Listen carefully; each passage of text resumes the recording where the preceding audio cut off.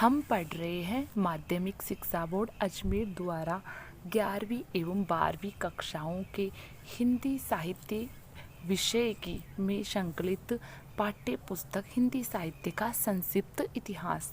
और इसमें हम आज पढ़ने वाले हैं ज्ञानाश्रय शाखा के प्रमुख कवि। तो अगर आप चैनल पर पहली बार आए हैं तो चैनल को सब्सक्राइब करें, लाइक करें और वीडियो को शेयर करें। तो पढ़ते हैं हम ज्ञानाश्रय शाखा के प्रमुख कवि, क्योंकि जो ज्ञानाश्रय शाखा है या कहीं हिंदी साहित्य का जो इतिहास है वह हिंदी साहित्य की संपूर्ण प्रतियोगी परीक्षाओं में पूछा जाता है, चाहे वह फर्स्ट ग्रेड हो या सेकंड ग्रेड हो, चाहे नेट जीआरएफ हो, चाहे टीजीटी पीजीटी हो, चाहे फिर वो डीएसएसबी हो। सभी प्रतियोगी परीक्षाओं में यहाँ से प्रश्न आते हैं, तो निश्चित तौर पे यहाँ से प्रश्न बनने वाले हैं। तो प्रेमाश्रय शाखा के प्रमुख कवि है, पहला कवि है हमारे सामने मुल्ला दाऊद।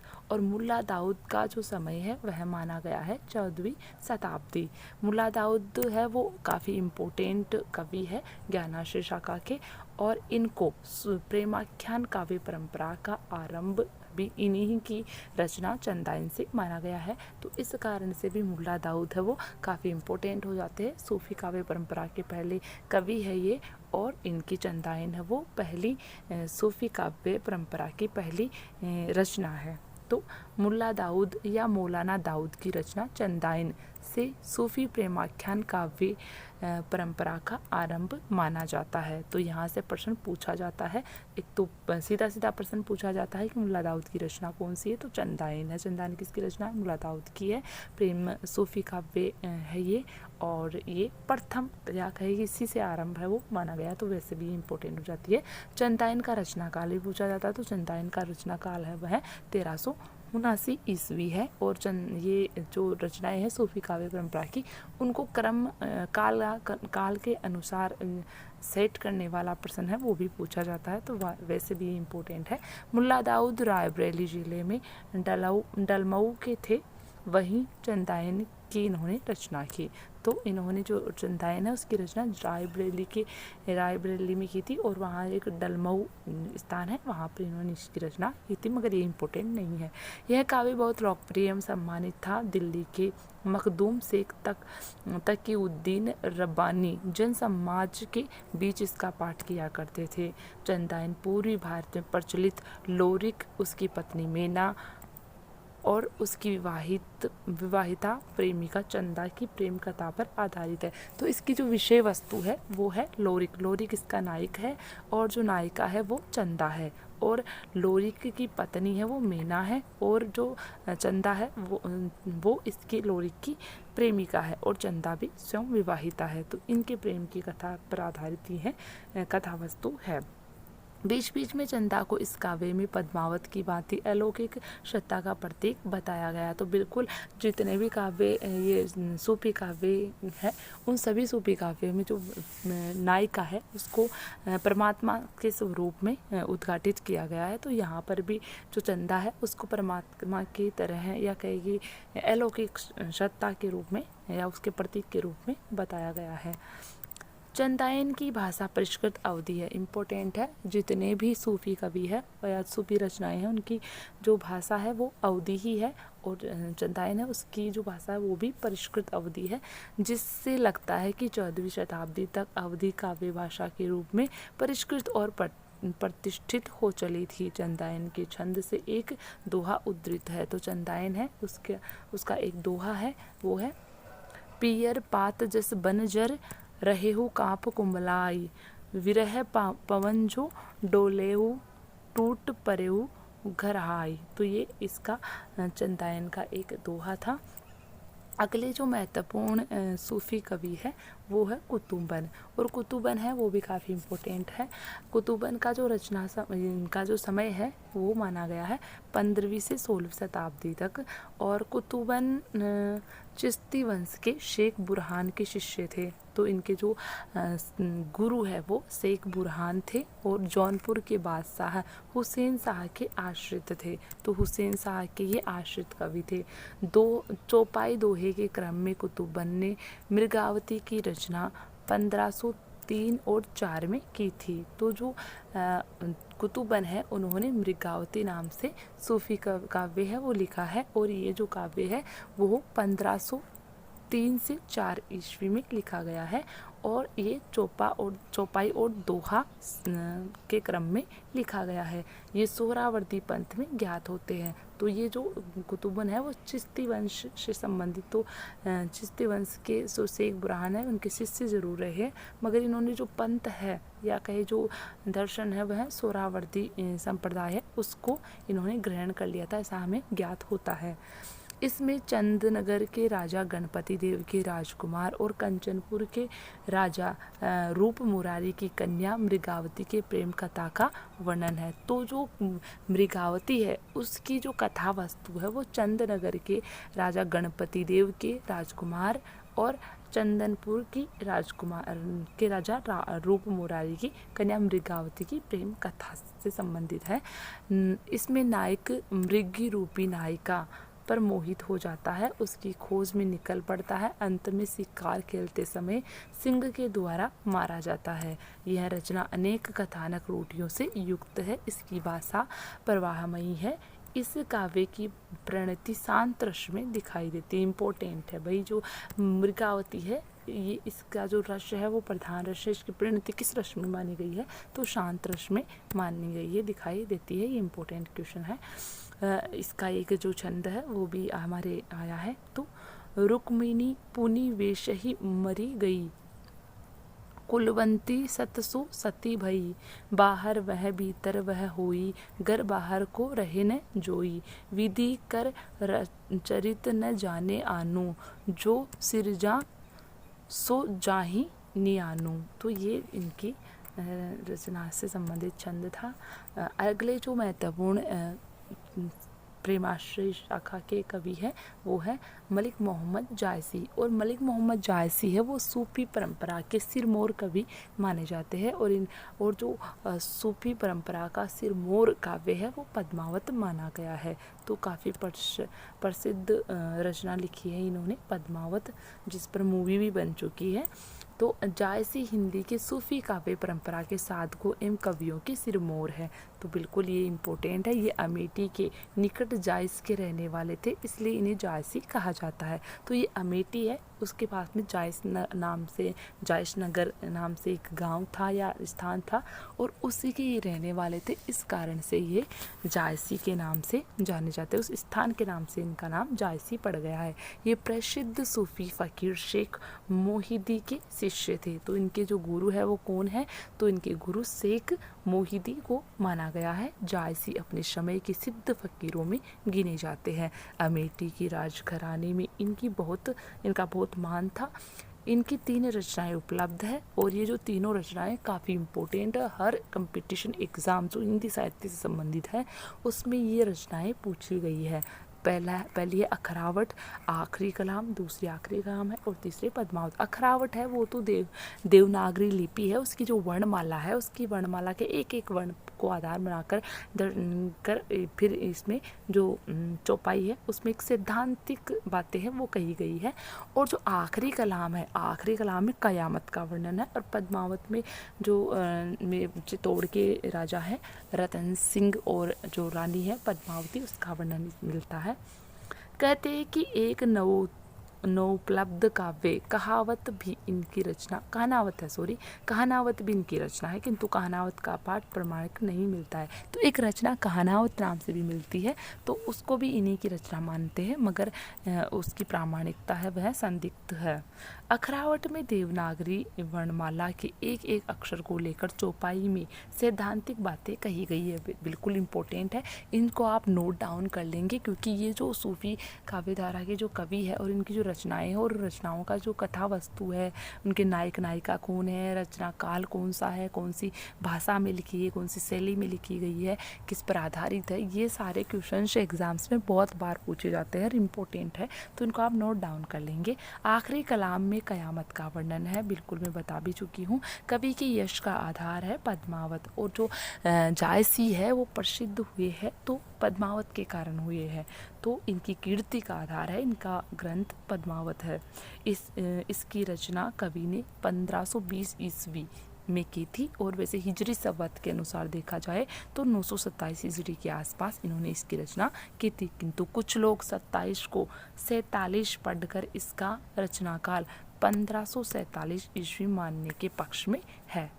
तो ये अलग अलग मत है विद्वानों के अनुसार। एक पंक्ति भी मिली है पद्मावत से, तो उसके आधार पर भी 1547 है वो इसका समय माना गया। तो सन 9 से 27 माना गया, 27 है यहाँ, हिजरी संवत है 927। तो इसमें जो पंक्ति मिली है वो मिली है सन 9 से 27 आहा कथा आरंभ बेन कवि कहा। तो ये 927 है वो हिजरी संवत के अकॉर्डिंग है। इस कृति के संबंध में आचार्य रामचंद्र शुक्ल ने लिखा है। अब देखिए, किसी भी रचना के बारे में, किसी भी कवि के बारे में अगर डॉक्टर शुक्ल कुछ कहते हैं, आचार्य शुक्ल है वो कुछ कहते हैं, तो वो बहुत ही महत्वपूर्ण बन जाता है। तो इसको भी आप नोट कर लेंगे। तो जायसी ने क्या कहा, जायसी के बारे में आचार्य शुक्ल ने क्या कहा है, तो जायसी की अक्षय कीर्ति का आधार पद्मावत जिसके पढ़ने से यह प्रकट हो जाता है कि जायसी का हृदय कैसा कोमल और प्रेम की पीर से भरा हुआ था।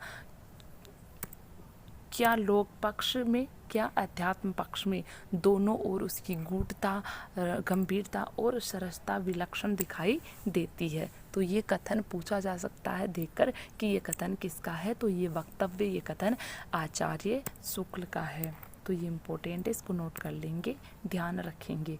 पद्मावत प्रेम की पीर की व्यंजना करने वाला विशद प्रबंध काव्य है। तो ये प्रबंध काव्य है, इसका भी ध्यान रखेंगे। और प्रेम की व्यंजना बिल्कुल नागमती के माध्यम से हुई है।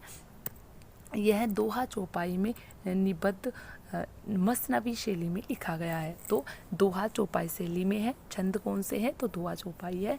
और इसकी जो शैली है वो मसनवी शैली है। मसनवी शैली में ही तकरीबन सभी जो सूफी कवि है उन्होंने अपनी रचनाएं लिखी है, जिसमें कवि ने, अब जो मसनवी शैली होती है उसकी एक परंपरा, एक खास नियम होते हैं। तो वो नियम क्या है, तो इसमें सबसे पहले कवि है वो अल्लाह की इबादत करता है, हज़रत मोहम्मद है उनको, उनकी वंदना करता है, उनके 4 मित्रों, फिर शाह ए वक्त, जो शाह ए वक्त यानी उस समय जो शासक है, और इसके समय पद्मावत के समय जो शासक थे वो शेरशाह सूरी थे, तो उनकी और समसामयिक गुरु पीर की वंदना की है। तो इन्होंने इन सभी की वंदना की है और यही शैली मसनवी शैली के नाम से जानी जाती है। पद्मावत की काव्य भूमिका विशद एवं उदात्त है। कवि ने आरंभ में ही प्रकट कर दिया कि जीवन और जगत को देखने वाली उसकी दृष्टि व्यापक और परस्पर विरोध को आंकने वाली है। कवि अल्लाह को विविधतामय सृष्टि का कर्ता कहता है, विविध प्राणियों, वस्तुओं, स्थितियों का प्रगणन करता है, फिर उनके परस्पर विरोध देखता है। तो उनका जो परस्पर विरोध है वह भी इसमें देखा गया है।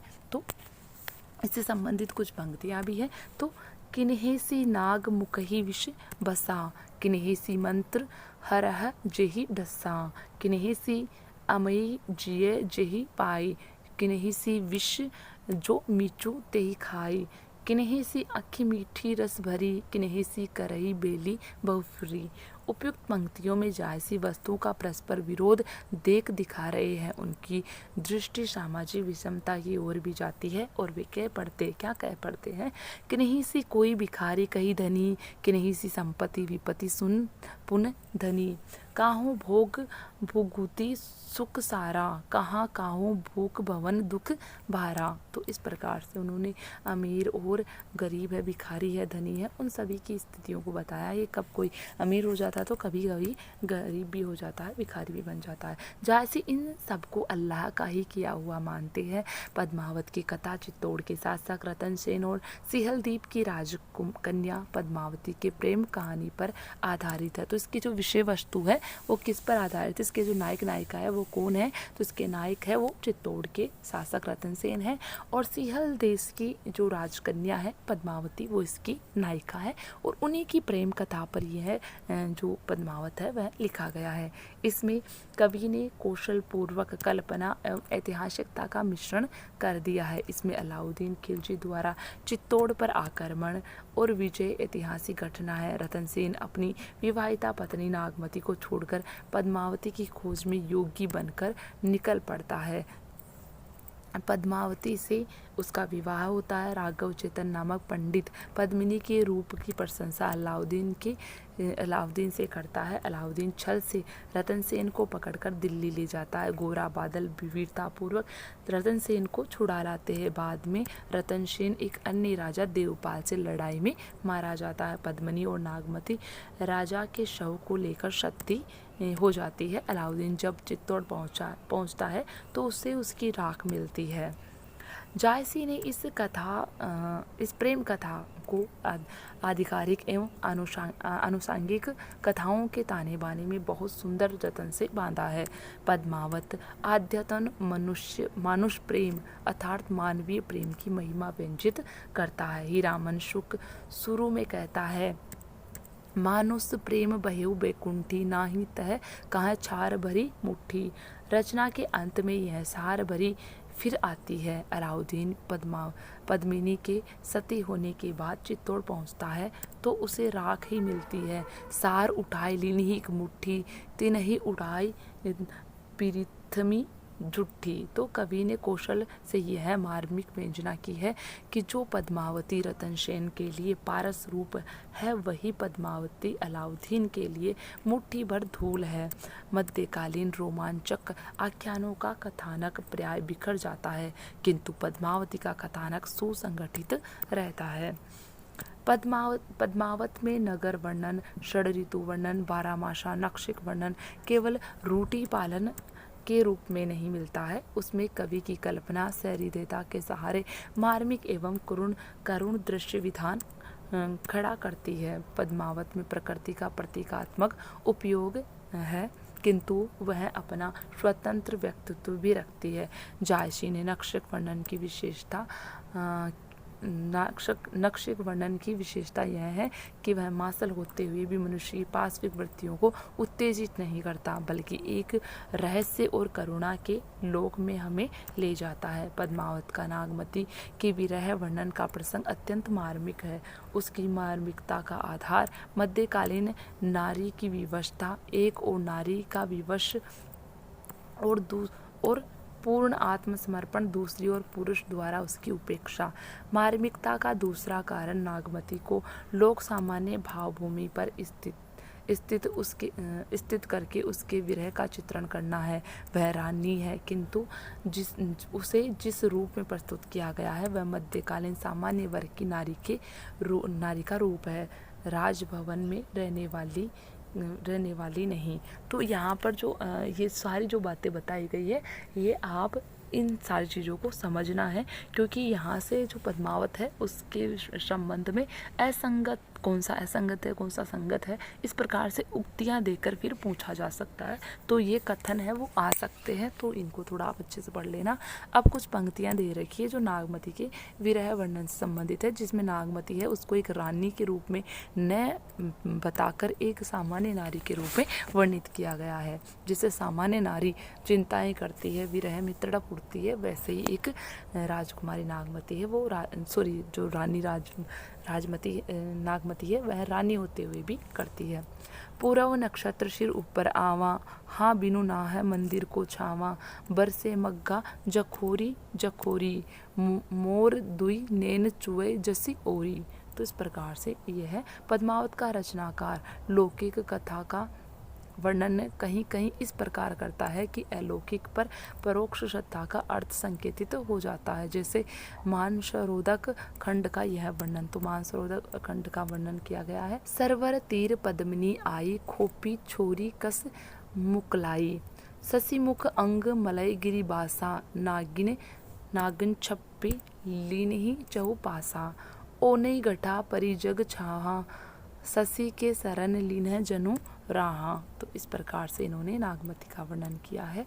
ऐसे वर्णन से पद्मावत भरा है। इस काव्य में पद्मावती परम सत्ता की प्रतीक, रतनसेन साधक है, राघव चेतन शैतान है। तो ये आप नोट कर लेंगे, ये प्रतीक है और पूछा जा सकता है कि पद्मावत में शैतान का प्रतीक कौन है, तो राघव चेतन है। साधक का प्रतीक कौन है, रतनसेन है। और सत्ता का परम सत्ता है, उसका प्रतीक कौन है, तो पद्मावती है। तो ये पूछे जा सकते हैं। कथा लौकिक धरातल पर चलने के साथ लोकोत्तर अर्थ की भूमि पर भी चलती है, इसलिए पद्मावत को प्रतीकात्मक काव्य कहा जाता है। किंतु यह प्रतीकात्मकता सर्वत्र नहीं है और इससे लौकिक कथा रस में व्याघात नहीं पड़ता है। पद्मावत में हठ योग, कुंडलिनी योग, रसायन साधना का पर्याप्त प्रभाव है। वैष्णव निहिता अहिंसा का भी संदेश है। तो ये भी आप लिख लेंगे क्योंकि ये कथनों के रूप में पूछे जा सकते हैं। हिंदू पौराणिक पात्रों का उल्लेख कहीं कहीं संस्कारी मानसिकता के अनुकूल नहीं है। इस्लाम के एक संप्रदाय की सूफी साधना तो उसकी रचना की प्रेरणा ही है। इस प्रकार पद्मावत मध्य देश की प्राय सभी धार्मिक साधनाओं का रूप प्रस्तुत करता है। पद्मावत विशुद्ध अवधि में रचित काव्य है। तो ये शुद्ध अवधि में लिखा हुआ काव्य है। इसमें रामचरितमानस की भांति अनेक क्षेत्रों की भाषाओं का मेल नहीं है, इसलिए विशुद्ध अवधि का जो सहज और चलता रूप पद्मावत में मिलता है वह मानस में नहीं। इसमें तत्सम शब्दों का प्रयोग भी बहुत कम या नहीं के बराबर है। जायसी का प्रिय अलंकार हेतु उत्प्रेक्षा है। जैसे कि अब देखो इनकी जो भाषा है पद्मावती की वो अवधि है और इसमें तत्सम शब्दों का प्रयोग भी नहीं हुआ है। जबकि जो रामचरितमानस है उसमें अनेक भाषाओं के शब्द आए, जबकि रामचरितमानस है उसकी भाषा भी अवधि ही है। तो अब देखो यहाँ से जो प्रश्न है वो ये भी आ सकता है कि जायसी का प्रिय अलंकार कौन सा था, हेतु उत्प्रेक्षा है, ये आप याद रखेंगे। और उससे संबंधित एक कथन आया है, तो एक छंद आया वो देखते हैं। पीयूषो कहू संदेशड़ो ए भोरा एकाग सो धनी विरह जरी मुई तेहि धुआं हम लाग। तो ये जो कथन है ये भी आप नोट कर लेंगे क्योंकि ये कथन भी बहुत इंपॉर्टेंट है और बहुत बार पूछा गया है। ये कौन सी रचना से संबंधित है, तो ये पद्मावत से संबंधित है और ये नागमती का कथन है। नागमती वियोग खंड से ये लिया गया है। जायसी के अतिशोक्तिपूर्ण वर्णनों की विशेषता यह है कि वे वस्तु की अतिरंजना नहीं करते, अतिशोक्ति के द्वारा भाव सत्य का रूप खींचते हैं, इसलिए उनकी अतिशोक्तियाँ भी मार्मिक होती है। तो इस प्रकार से हमने पद्मावत पढ़ा है और जायसी है उनको पढ़ा है। अगले जो महत्वपूर्ण कवि है वो है मंजन। मंजन का समय है वो 16वीं शताब्दी माना गया है और मंजन ने 1545 में मधुमालती की रचना की थी। तो मंजन की रचना है मधुमालती है, रचना काल 1545 है, ये नोट कर लेंगे। मधुमालती नाम की अन्य रचनाओं का भी पता चलता है, तो अन्य रचना भी मिलती इस नाम से, लेकिन मंजन कृत मधुमालती जायसी के पद्मावत के 5 वर्ष बाद रची गई। जायसी ने अपने पूर्ववर्ती सूफी प्रेमाख्यान ग्रंथों का उल्लेख करते हुए इस मधुमालती का नाम लिया है, वह मंजन की रची हुई नहीं है। इस ग्रंथ में कनेश्वर नगर के राजा सूरजभान के पुत्र राजकुमार मनोहर का महाराष्ट्र नगर की राजकुमारी मधुमालती के साथ प्रेम और पारस्परिक वियोग की कथा है। तो इसमें जो नायक है वो कौन है, तो नायक है मनोहर और नायिका है वो कौन है, तो मधुमालती। और यहाँ से नायक नायिका के नाम पूछे गए हैं, तो फिर से भी यहाँ से क्वेश्चन आ सकता है। तो नायक मनोहर है, नायिका मधुमालती है, तो ये आप नोट कर लेंगे। इनकी कथा है। इसमें इस प्रेम कथा के समानांतर प्रेमा और ताराचंद की भी प्रेम कथा चलती है। तो इसके समानांतर एक और प्रेम कथा चलती है। एक और तो मनोहर और मधुमालती की प्रेम कथा है, तो इसके बीच बीच में प्रेमा और ताराचंद है, उनकी प्रेम कथा भी चलती है। तो ये एक अलग विशेषता है इसकी, इसको भी नोट कर लेंगे। मधुमालती में नायक को अप्सराएं उठाकर मधुमालती की चित्रसारी में पहुंचा देती है, वहीं नायक नायिका को देखता है और दोनों के बीच प्रेम पनपता है। मंजन ने इस कथा में प्रेम का उच्च आदर्श सामने रखा है। सूफी काव्यों में नायक की प्राय 2 पत्नियां होती है, किंतु इसमें मनोहर अपने द्वारा उपकृत प्रेमा से बहन का संबंध स्थापित करता है। इसे जन्म जन्मांतर के बीच प्रेम की अखंडता प्रकट की गई है। इस दृष्टि से इसमें भारतीय पुनर्जन्मवाद की बात कही गई है, जबकि इस्लाम पुनर्जन्मवाद नहीं मानता है। लोक के वर्णन के द्वारा अलौकिक सत्ता का संकेत सूफी काव्य के समान इसमें भी पाया गया है। और इसकी जो कुछ पंक्तियां हैं वो देखेंगे हम। देखत ही पहचानक तो ही, एही रूप जह छंदरयो मोही, एही रूप भूत अहो छपना, एही रूप रब सृष्टि समाना, एही रूप शक्ति ओ सिहु, एही रूप त्रिभुवन कर जीहु, एही रूप प्रगटे बहु बेसा, एही रूप जग रंक नरेशा। तो इस प्रकार से पंक्तियां हैं वो जो आत्मा परमात्मा वाली है वो है। अगला अंतिम जो कवि है सूफी काव्य धारा के वो है उस्मान, और उस्मान का समय है वो 16वीं शताब्दी से 17वीं शताब्दी के मध्य माना गया। उस्मान कवि की जो रचना है वो चित्रावली है, जिसकी रचना इन्होंने 1613 में की थी। तो रचना काल 1613 है और रचना है चित्रावली है उस्मान की। ये जहांगीर के समय में वर्तमान थे, यानी कि जहांगीर के समय में जिंदा थे और उस समय इन्होंने ये रचना लिखी थी। गाजीपुर के रहने वाले थे। इनके पिता का नाम शेख हुसैन था। ये 5 भाई थे। इन्होंने अपना उपनाम मान लिखा है। तो इनका जो उपनाम है वो मान है।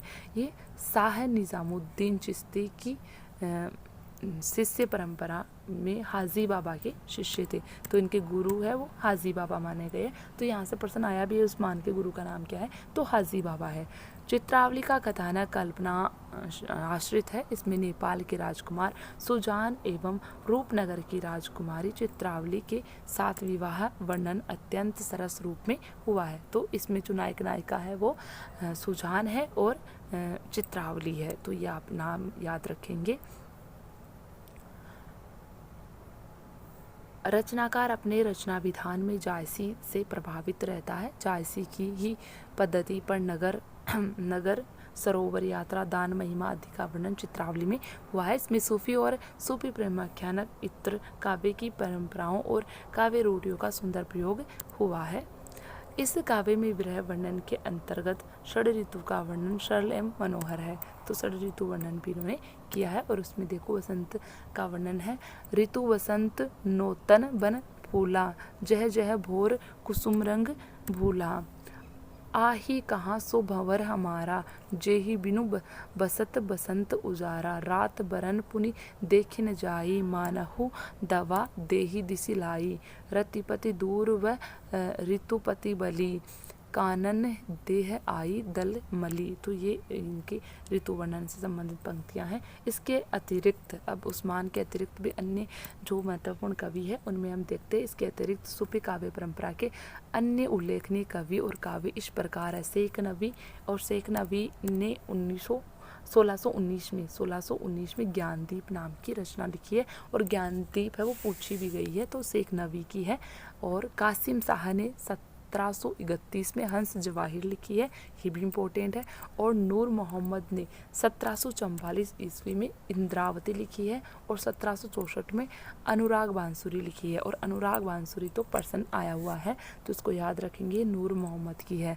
अनुराग बांसुरी में शरीर, जीवात्मा, मनोवर्तियों को लेकर रूपक बांधा गया है। इन्होंने चौपाई के बीच में दोहा न रखकर बरवे रखा है। तो अनुराग बांसुरी है उसमें दोहा चौपाई शैली न होकर दोहा बरवे शैली है, उसका प्रयोग है वो कवि ने किया है।